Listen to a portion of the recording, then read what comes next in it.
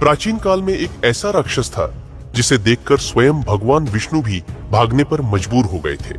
प्राचीन काल में जब संसार में देवता, दानव और मनुष्य अपनी अपनी शक्तियों के साथ जीवन जी रहे थे, उसी समय एक ऐसा राक्षस जन्मा जिसने भविष्य में पूरे त्रिलोक को भय से भर देना था। उसका नाम था जाटासुर। उसका शरीर पहाड़ों जितना ऊंचा, उसकी जटाएं आकाश में उड़ती बादलों जैसी उलझी हुई और उसकी आंखें पिघले हुए अग्निकुंड जैसी दहकती रहती थीं। जन्म से ही उसके भीतर अद्भुत शक्ति थी। वह बचपन में ही पेड़ों को उखाड़ देता, पत्थरों को हवा में उछाल देता और पहाड़ों में कंपकंपी भर देता। जाटासुर में एक चीज और थी जो शक्ति से भी अधिक तेज थी, और वह थी उसका अहंकार। युवा होते ही जाटासुर के भीतर यह भावना बैठ गई कि दुनिया में उससे अधिक बलशाली कोई नहीं है, और अगर कोई है तो वह केवल देवताओं के बीच ही कहीं होगा। उसी अहंकार ने उसके भीतर अग्नि जलाई और वह निश्चय कर बैठा कि वह ऐसा वरदान पाएगा जिससे उसे कोई कभी पराजित न कर सके। उसने सीधे कैलाश पर्वत की ओर प्रस्थान किया, जहां महादेव तपस्या में लीन रहते थे। जाटासुर ने कई वर्षों तक कठोर साधना की। उसकी साधना की तपिश से पहाड़ कांपे, नदियों का प्रवाह थम गया और देवता भी चिंतित हो उठे। आखिरकार महादेव उसकी कठोर तपस्या से प्रसन्न हुए और उसके सामने प्रकट हुए। जाटासुर ने झुककर उनसे कहा कि वह ऐसा वरदान चाहता है कि जो भी उससे युद्ध करे, उसकी कोई भी शक्ति, कोई भी अस्त्र और कोई भी बल उस पर कभी प्रभाव न करे।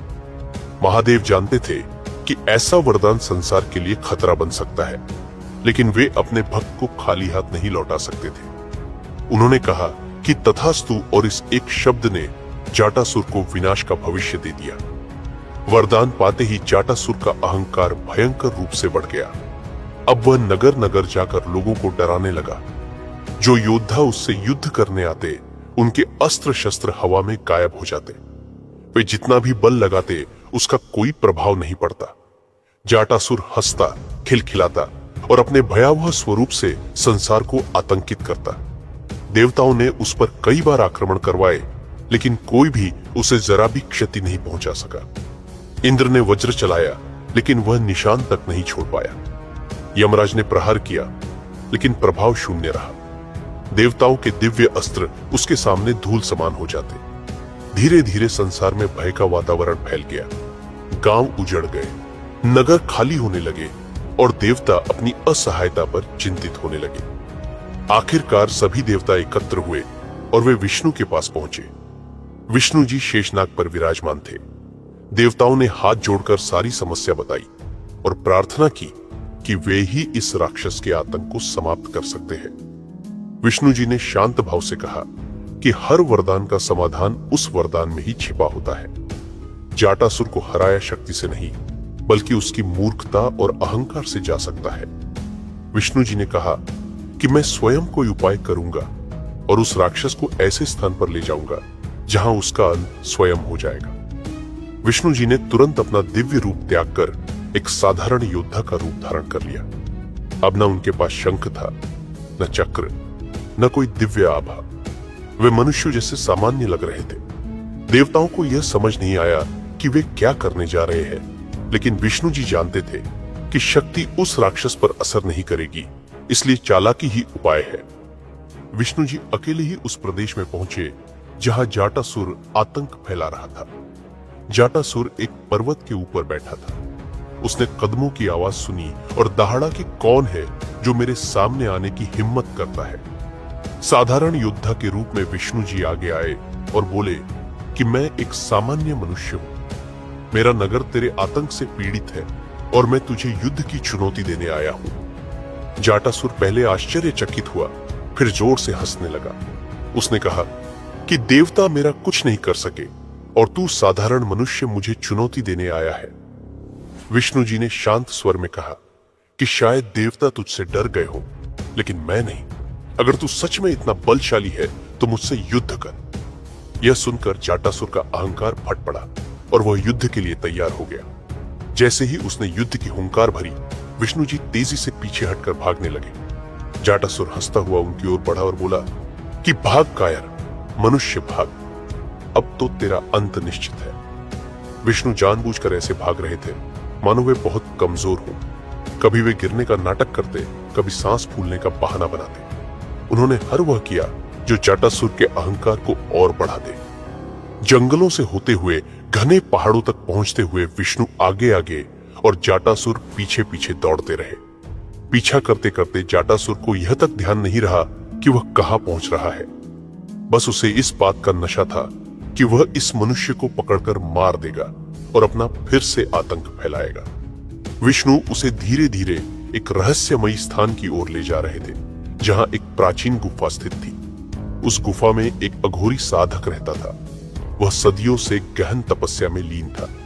उसने अपने तप के दौरान क्रोध में एक श्राप दिया था कि जो भी उसकी निंद्रा में विघ्न डालेगा वह उसी क्षण भस्म हो जाएगा। यह श्राप इतना शक्तिशाली था कि देवता भी उस गुफा के पास जाना नहीं चाहते थे। विष्णु जी उस गुफा के पास पहुंचे और अंदर झांकने लगे। उन्होंने ऐसा दिखाया जैसे वह छिपने के लिए गुफा में जा रहे हो। जटासुर दहाड़ते हुए बोला कि छिपने की कोशिश कर रहा है, लेकिन अब तू मेरे हाथों से नहीं बचेगा। जैसे ही जटासुर गुफा के अंदर आने लगा, विष्णु जी एकदम गुफा के किनारे से हटे और एक शक्तिशाली ध्वनि उत्पन्न की। वह ध्वनि ऐसी थी जैसे किसी विशाल ढोल को गुफा के भीतर एक साथ कई बार बजाया गया हो। वह आवाज इतनी भयंकर थी कि गुफा के भीतर सोए हुए अघोरी साधक की निंद्रा टूट गई। उसी क्षण विष्णु जी अदृश्य हो गए। अब गुफा में केवल दो ही प्राणी थे। एक था कई सदियों से सोया हुआ अघोरी साधक और दूसरा था जटासुर। जैसे ही अघोरी ने अपनी आंखें खोली, गुफा की दीवारों पर लाल प्रकाश फैल गया। उसकी आंखें ज्वाला समान जल रही थी। वह उठा और उसने जटासुर की ओर देखा। जटासुर ने हंसते हुए कहा कि बूढ़े साधक, तू भी मुझे रोकने आया है। यह गुफा तेरे साथ जलकर राख हो जाएगी। अघोरी ने गूंजती हुई आवाज में कहा कि जिसने मेरी निंद्रा भंग की है वह जीवित नहीं रह सकता। यह श्राप है और श्राप से बचकर कोई नहीं जा सकता। जटासुर ने समझने की कोशिश की कि यह कौन है, लेकिन तभी उसे अपने शरीर में तपिश महसूस होने लगी। पहले उसके पैरों से धुआं उठा, फिर उसके पूरे शरीर से अग्नि की लपटें उठने लगी। वह चिल्लाया कि यह क्या हो रहा है? मुझे शिवजी का वरदान है, मुझ पर कोई शक्ति असर नहीं कर सकती। अघोरी ने शांत स्वर में कहा कि मैं कोई देवता नहीं और न ही मेरा क्रोध कोई शक्तिशाली अस्त्र है। यह तप का श्राप है और श्राप से देवता भी डरते हैं। जटासुर की त्वचा राख बनने लगी। उसकी जटाई झलकर गिरने लगी। उसका विशाल शरीर धीरे धीरे आग की तरह भस्म होने लगा। वह तड़पता रहा, पर श्राप का प्रभाव रुकने वाला नहीं था। वह चिल्लाया कि यह विष्णु का धोखा है, वह मनुष्य नहीं था। उसने मुझे यहां तक लाया है, लेकिन अब सब समाप्त हो चुका था। अघोरी ने अपने अंतिम मंत्रों का उच्चारण किया और जटासुर पूरी तरह राख बनकर गिर पड़ा। उसके अंत के साथ गुफा में पुनः शांति फैल गई। कुछ क्षण बाद विष्णु जी पुनः अपने मानव रूप से बाहर आए और उन्होंने अघोरी को प्रणाम किया। अघोरी ने उन्हें आशीर्वाद दिया और कहा कि यह राक्षस उसके श्राप के कारण ही मृत्यु को प्राप्त हुआ है। विष्णु जी ने कहा कि जटासुर का अंत आवश्यक था ताकि दुनिया फिर से शांत हो सके। इसके बाद विष्णु जी वहां से प्रस्थान कर गए और देवताओं को इस विजय के बारे में बताया। देवताओं ने प्रसन्न होकर उनकी स्तुति की और संसार में फिर से शांति लौट आई। लोग अपने घरों में वापस आए और भय का अंधकार समाप्त हो गया। विष्णु जी ने जिस चतुराई से जटासुर को उसके अंत तक पहुंचाया, वह कथा युगों युगों तक कही जाती रही। यह कथा बताती है कि अहंकार भले ही कितना बड़ा क्यों न हो, उसका अंत निश्चित होता है और चतुराई और धैर्य हमेशा सबसे बड़ी शक्ति होती है।